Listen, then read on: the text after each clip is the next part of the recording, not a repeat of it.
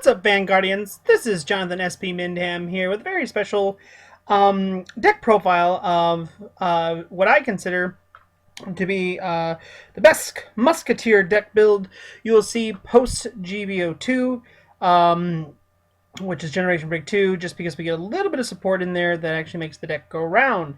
I already did a profile of pretty much the same build of the current deck that I run. I've done a lot of very good things with it. Just a couple of updates to this. One being the stride mechanic, of course, is out. And I think that is it other than a trigger. So, and we're going to actually start right in there. Again, I'll kind of explain my plays and what I do and why I do it. But overall, you'll see kind of today what is, again, I think the best rush deck that can compete in the stride meta. And I say that literally because of how much rush the deck already had in the Legion meta. Now you're adding it to what is kind of slowing down the meta just a little bit. So this deck hangs very nicely, and again, it is better in the Neonectar sense that it doesn't require exact same units to clone. It's very much pop it, find it, call it, kind of maybe there should be a song in there, but pop it, call it, find it, or something on those lines. So, but what we're going to start here today, we're going to start, of course, with our let's see here, our starter, which we start with Broccolini Musketeer Kara, which is again the grade 3 searcher. I have ran this deck with always 7 grade 3s, and I will continue to do so. I know what you're thinking. Oh my God, it's stride. You need all those grade 3s. No, you don't. That's not the focus of the deck. The focus of the deck, if it was, would, again, maybe add a grade 3, take out something else, but really not necessary. You want the rush factor with the bonus of stride because of what this deck can already do. So you use her as your starter. Then you run what in my mind is one of the best Musketeer, best Neonectar triggers, but unfortunately it's always just for Musketeer because you run Ernst. Again, this is the ability to counterblast 1, put this in the bottom of the deck, look at the top 4 cards, and call a Musketeer. Now every card in our deck that we currently run is a Musketeer unit. So everything can be called. Sweet baby Ray. Oh my God. Thank you, Lord. Next, our classic Night Queen Musketeer Daniel. Classic crit trigger. We run a total of 8, which brings us to our new one, which is Alan! I remember hear his name, I think of Jurassic Park. Alan! It's really just one of those triggers that we absolutely needed for the deck. This current build that I run doesn't incredibly counterblast heavy, but his effect is so cool because when it's placed on the rear guard doing an effect of one of your Musketeer cards, choose up to 2 cards in your damage and turn them face up. So it does set up a lot of things, and I'll tell you what later. This is really nice, though. I do like this card for the respect of we needed the crit trigger. So thank you, Musketeer Alan. You're really what we needed. Then we have, of course, our classic 4 heal. So again, 4 stand, 8 crit, 4 heal. Pretty simple. Again, Broccolini as our starter. So we're going to go into the next thing, which is our grade 1s. This really didn't change too much. We're going to still run our Merca, which is, again, a classic. It helps create the 21k lines. If anyone knows me, I preach 21k lines. It's absolutely amazing. She is just, when the deck is shuffled, during any time of the turn, doesn't even matter if she's on the field, you get 3k. Beautiful card. We love her. Rebecca, we run at 3. Kind of like just, again, a great card just where it's at. I don't use the effect too much, but there's great plays that can come of this now in the middle of battle. I absolutely really enjoy this card now. Like, its purpose has gone up a little bit, which is great. We have 3 Ruth, helps set up that early game rush. You write a grade 1, you call her to the rear guard, you attack, hopefully you drive trick a stand, go back in, get 15. A lot of pressure is applied very early on in this deck. Next, I run for Antonio. I used to run 2 quintet wall. I went down to 1 quintet wall. I didn't like it as much overall, so I went to 4 Antonio, and that was mostly because of the stride meta, how dangerous it has been, where there's so much power in a triple drive check.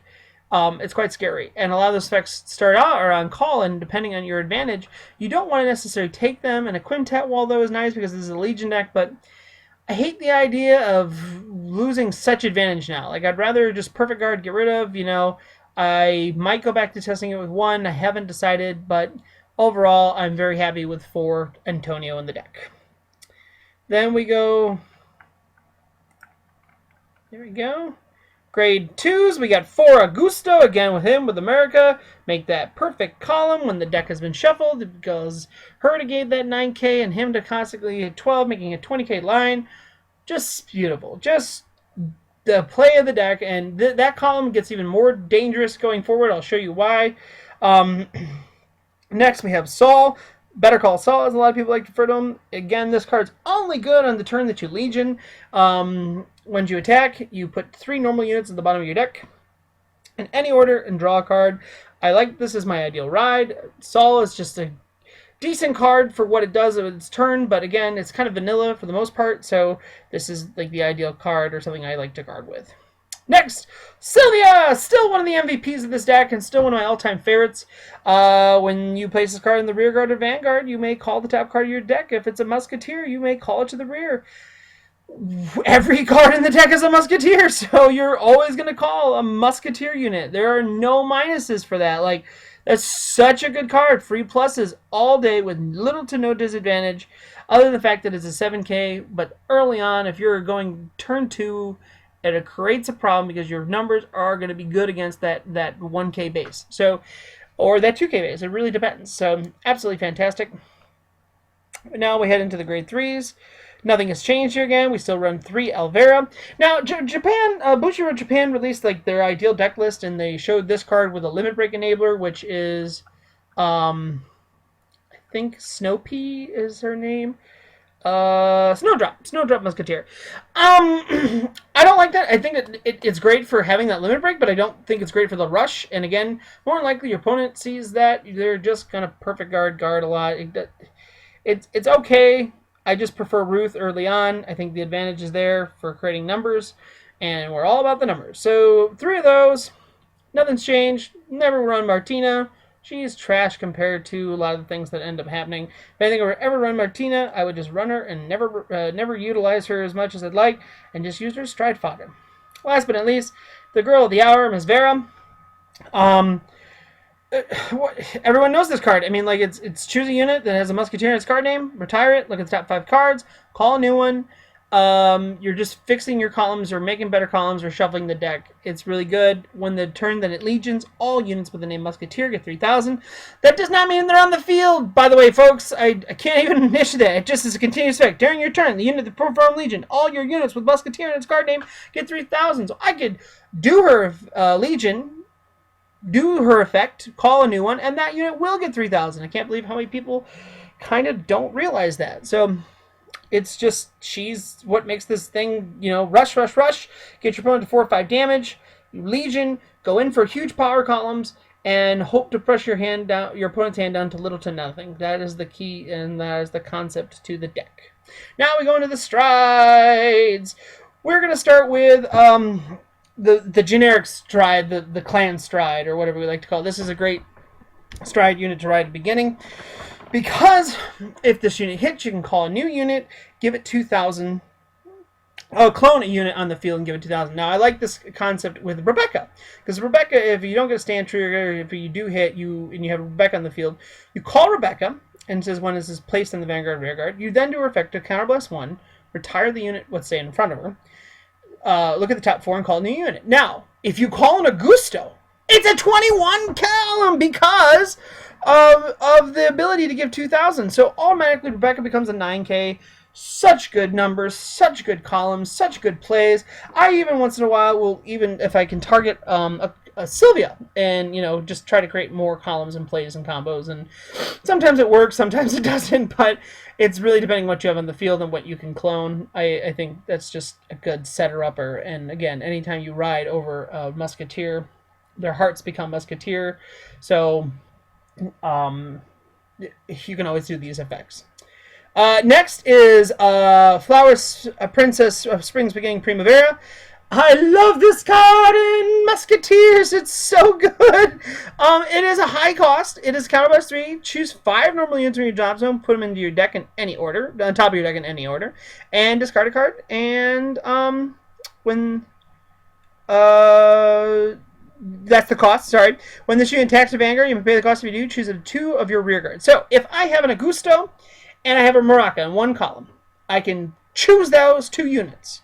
Then I can search up to my deck for 2 of each card. So that would mean I get to another 2 Gusto, call them to the rear guard, and another 2 America and call them to the rear guard. And because I get to do that, it's basically like 5 attacks. So you go 1 in a column, you go to the next column. Attack with Primavera. Primavera skill, you do the entire effect. You choose a copy of Gusto and America, and you call 2 new columns with those. And now, because the deck is shuffled, America automatically will get her 3k boost, and it becomes a 21 column on each side again. So you're hitting for 5 huge attacks for huge numbers. Now, if your opponent gets triggers and those things, yeah, it changes. But then you got to deal with Primavera, who's drive checking for 3 triggers, or 3 drive checks, possibly 3 triggers. Like, that's huge numbers. And then you have your powerful rearguard columns. Like, I like Primavera in a Musketeer build than I do in other builds. Like, I think she's just this kind of like fun card for a lot of other decks, but super competitive in the Musketeer format. So definitely something to be worried about. I run 2 of her. Now, a lot of people are like, oh, you only need 1, but why would you waste that? Because you have, hold on, check this shit out. You have, look at that, a trigger that unflips damage. Like, It allows you to call plays. It allows you to unflip your damage. Yeah, you don't want to always call the crit trigger, but this deck has the ability to shuffle and reshuffle and constantly putting triggers back in and units back in. Like, I don't think it's an issue. And plus, you won't be lasting too long, you know, if you ride Primavera twice. That's a lot. That's a lot, folks. I mean, like, that's a lot to deal with. That's like 10 attacks in 2 turns if you can accomplish the effect twice. Not saying you would. I think you go with her, set up those perfect columns, and then next turn you go into, which is like my new avatar, Sacred Tree Dragon, Jingle Flower Dragon. People are always saying, this card doesn't belong in Musketeers. You don't get those constant perfect columns. Well, what the fuck did I just tell you? I just said this card sets up those perfect columns. Then you ride this card and you go, I'm going to get, let's see, I'm going to choose the Americas and hopefully get 3 in the back row. And so that means when you pick 1 unit, doesn't matter which one, pick 1 unit, and for every copy of her or him on the field, your units all get an additional 2,000. So if I have 3 America on the field, I choose 1 America, automatically every unit, including the Vanguard, will get additional 6k on themselves. Every unit, the whole field, every spot will get 6k. Crazy! Like, oh my god! Like, that is so good! Like, Primavera or Vera twice. Like, you gotta think of it like that. It's so good in that respect. So this is like your late game, your absolute must. Maybe you have the better columns, and you know, this is the kind of the setup. And its ability is, again, you should only probably have to do it once. You shouldn't have to do it twice. But I run 4 just because I think the other 2 earlier cards, Primavera and Aurora, they set up the plays in a way where this card again is the great card in my mind to finish the game if you absolutely had to and you couldn't do it with Primavera. Like, this card right here is so good in any of the Neo Nectar decks because they are all about having the same units on the field and getting multiple powers, and I just think it's a good end game finisher. So that, guys, is my Musketeer post GB02. Again, nothing has truly drastically changed except for now we got some great strides and we got another trigger, and the deck again is super rush aggro, and I can't stress enough how much fun it is because of that. And you know, a lot of builds right now are incorporating stride / limit breaks, or not limit breaks, legion. So you know, some are slower, some are others. Like, if you can get against a pure stride deck, you pretty much should be able to win just on outrushing them. Like, I see a lot of Gear Chronicles have hard times to get this, even though they can bounce units back. Only time I ever had a hard time against Gear Chronicles, they write Ragna Clock, and they can, you know, scare you into wiping your field, which has happened. You know, you got to make sure you have a perfect card in hand at that time, or a lot of grade zeros. But yeah, that is the deck, guys. Let me know what you think. Thank you so much. If you're not subscribed, please do so. Comment and like this video, and you know, tell me what you're thinking. Tell me what you want to see too. Like, I'm open to doing showing you guys some more, but I feel like this deck has been pretty solid. Thank you so much, and you have a wonderful evening.